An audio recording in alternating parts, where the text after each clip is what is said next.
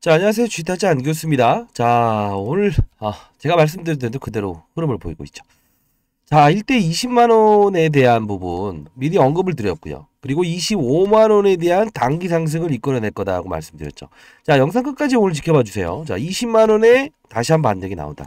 자, 신규 상장주는 분명히 규칙을 갖는다고 말씀드렸습니다. 자, 앞으로의 전략도 역시나 동일할 겁니다. 자, 오늘 처음 보시는 분들이 있을 것 같아서 말씀드리는데, 애경케미칼과 성일하이텍 사업부에 대한 이 가중평균에 대한 부분을 절대 무시하시면 안됩니다. 영상 끝까지 지켜봐 주시고요. 앞으로 여러분들은 수익 내는 거래를 할 수 있을 겁니다. 자, 지난 영상을 한번 보고 가시죠. 자, 이 부분의 건데요. 25만원대 이야기라는 걸 한번 볼게요. 자, 봅시다. 5만원이라는 부분을 깨게 되면 기본적으로 고점 대비해서 이 탄성이라는 게 존재합니다. 항상 주가라는 거는 중력의 힘으로 끌어내리고, 그리고 탄성이라는 이게 1월 5일날 영상이죠. 자, 봅시다. 법칙이 생긴다는 거죠.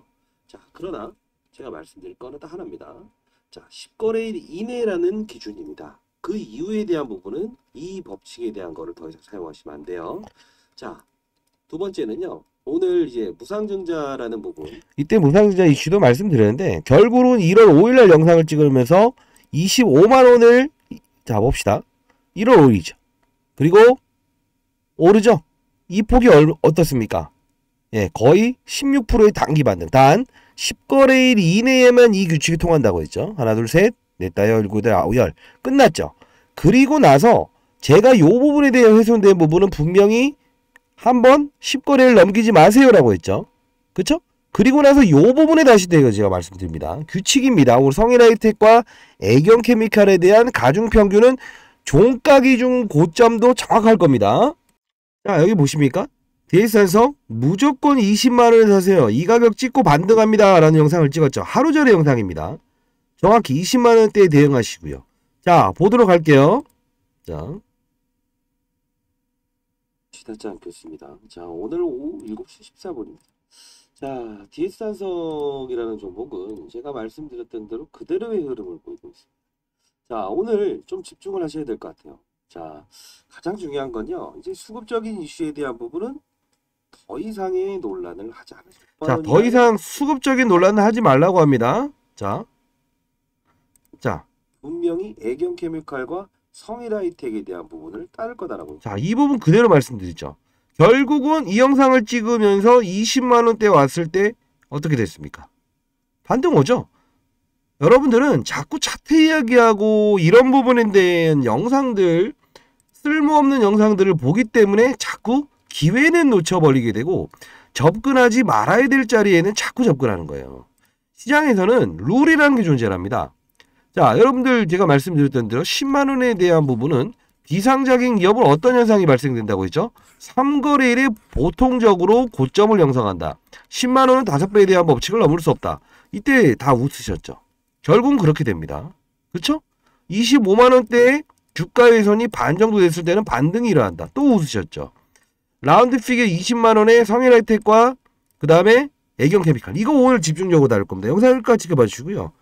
괜찮은 영상이다 하면 좋아요 버튼 누르시고, 아니다라고 하면 싫어요 버튼 누르시면 됩니다. 자, 중요한 건 더 이상 제가 영상을 찍지 않으면 되니까요. 자, 봅시다. 이 부분에서 오늘 KNS, 자, 따상상인 기업만 한번 보자고요. 일단 규칙성 하나씩 봅시다. 어떻습니까? 오늘 단발적인 상승이 나오죠. 얘도 따상상 기업이죠. 2만원대의 비상장일 때 뭐라고 했죠? 예, 7배에 대한 법칙을 넘을 수 없다. 18,000원이 비상장이었으니까. 자, LS 버티 6,000원짜리였죠. 뭐라고 했죠? 3거래일안에 보통 시세는 끝납니다. 산업군이 움직이기 전까지 6배에 대한 법칙을 넘을 수 없다. 자, 똑같은 흐름을 보이고 있죠. 자, 그러면 따상상 기업 대상으로 했을 때 DS산성은 이 규칙성은 끝났어요. 자, 그러면 여기에 대한 부분의 규칙성 이후에는 애경케미칼 10거래일까지만 이 규칙이 통하고 애경케미칼과 성일하이텍에 대한 사업부를 봐야 됩니다라고 했죠. 왜 그랬습니까? 이 DS산성은요. 바이오에너지 사업부, 플라스틱 사업부, 폐배터리 사업부가 있죠. 자, 이 플라스틱 사업부 빼자고 했죠. 왜 그랬을까요? 코로나 때 위생에 대한 문제가 대두되기 이때만 사업부가 성수기였고 지금은 호황기가 아니다. 그러면 바이오 에너지 사업부에 있는 애경케미칼, 성일하이텍이 되어 있는 폐배터리 사업부, 이게 2차전지 사업부예요. 지금은 1차원적으로 내연기관차죠. 휘발유차, 경유차에서 폐배터리, 여기서 망간과 아연을 끄집어내서 녹여서 재활용하는 거예요. 폐배터리 만들 때. 1차원적이죠. 대주주는 어떻게 한다? 예, IR.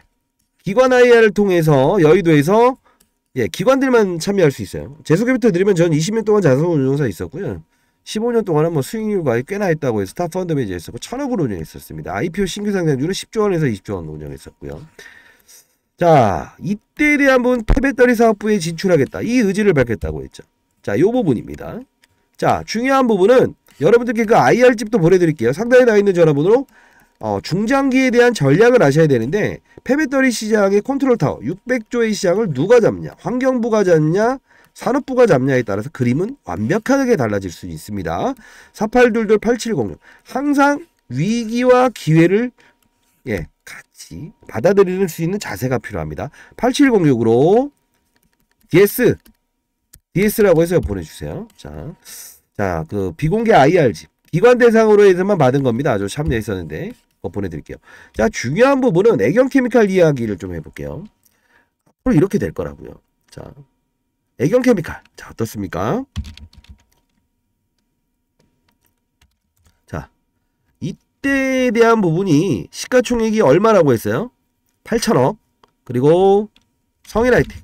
바이오 에너지 사업부죠. 자, 성일하이텍. 얘에 대한 이 DS 안석이 따상상 갔을 때 얼마라고 했죠? 1.4조 원. 2.2조 원이죠? 이때 얘가 2.2조 원이었다고요. 지금은 시가총액이 밀려서 많이 빠져있죠. 자, 봅시다. 1조 2천억 좀 안 되죠. 이 부분이에요. 이 사업부는 자, 어떻게 움직이냐면 가중평균과 산술평균이라고 하는데 보통 사전적으로 DS 안석이 움직이기 전에 이렇게 움직이죠. 그럼 10%, 이런 방식이 없어요. 기간이 다가옴에 의해서 우리가 유상증자나 유상증자를 하더라도 최근 들어서에 대한 가중평균과 산술평균을 더해서 주가 한 달치를 정확하게 평균을 내죠. 이 작업이에요. 그게 시나리오대로 움직일 수밖에 없다는 거예요. 왜 그러냐? 이 애널리스트들이라고 들어보셨습니까? 증권사 애널리스트들 있죠? 이 바이오 에너지 사업부 그리고 폐배터리 사업부 이걸 다루는 애들은 기본적으로 기관이나 외국인들 대상으로 세일즈 활동을 해요. 자, 내가 커버하는 종목인데요. 하향, 상향, 얼마, 앞으로 이렇게 움직일 겁니다. 얼마의 수치, 동종 기업이 이러하니 이걸 한다고요.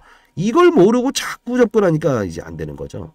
자, 요걸 한번 정리해 봤어요. 이거 가장 중요한 부분입니다. 똑같은 이론대로 움직일 겁니다. 자, 그러면 여러분 어떻게 하면 된다? 그 종가에 대한 부분이 터치하게 되면 단발성 이슈. 그리고 오버슈팅 나온다. 뭐 환경부가 잡냐, 산업부가 잡냐, 이런 컨트롤 타워를 누가 잡냐, 이런 부분이 나오게 되면 급락이 나오고 급등이 나올 수 있다. 그럼 그 부분을 넘기게 되면 차익. 밑으로는 매수. 이렇게 하시면 됩니다. 회귀할 거니까요. 1월 한 달 동안은 똑같이 움직일 수밖에 없어요. 종가나 고가가.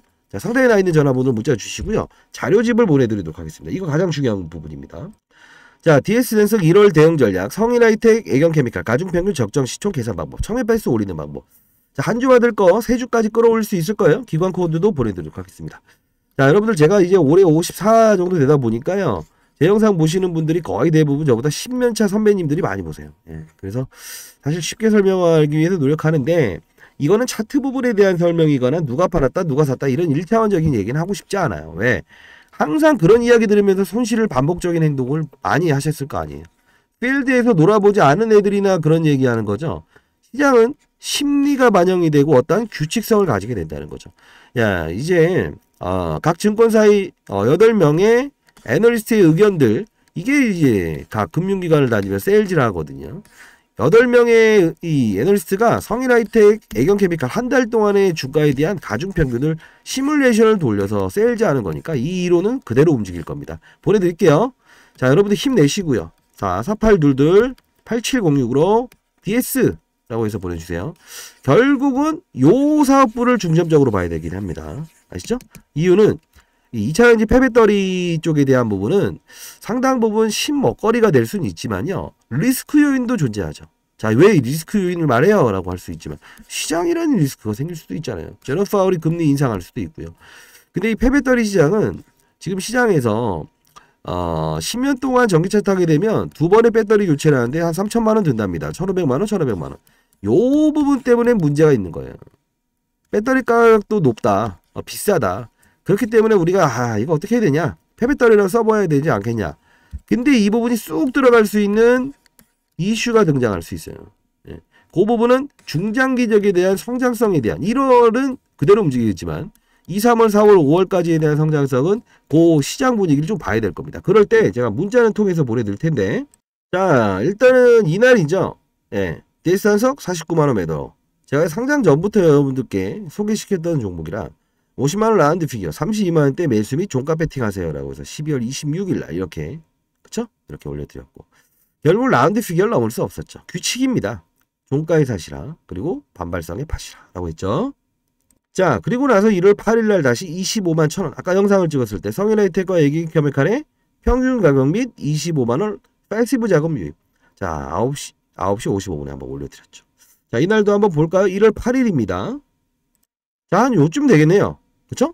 영상을 찍으면서 두 번 10거래를 넘을 수 없다. 그쵸? 그리고 10월 10일 날은 27만원대에 매도하자라고 해서 한번 가격 법칙에 대해서 문자를 보내드렸어요. 자, 그러면서 마지막 영상 찍어드릴 때 1월 19일입니다. 20만원 초반대 애경케미칼과 성인하이텍 가족표 똑같은 말을 하죠. 반등일입니다 라고 했죠. 자, 어떻죠? 정확한 시나리오죠. 그쵸? 자, 이렇게 움직일 수밖에 없는 겁니다. 여러분들 반드시 참고하시고요. 자, 이렇게 문자를 통해서도 보내드리도록 할게요. 상단에 나 있는 전화번호입니다. 010-4822-8706으로 DS라고 해서 보내주세요. 일단 자료집을 우선적으로 1월 한 달 동안은 이렇게 움직일 거고요. 아마 영상을 보시는 대부분의 분들이 저보다 월등입니다. 예, 연세가 많으셔서. 자, 이런 문자까지도 보내드리고 있는데 일정 부분 어느 정도 회복하게 되면 이 문자 보내는 활동은 제가 좀 그만하도록 하겠습니다. 저도 이제 금융권 세미나 좀 다녀야 되고 돈을 내야 되는 거냐는데 그런 말 하지 마세요. 돈을 내야 되는 거 없습니다.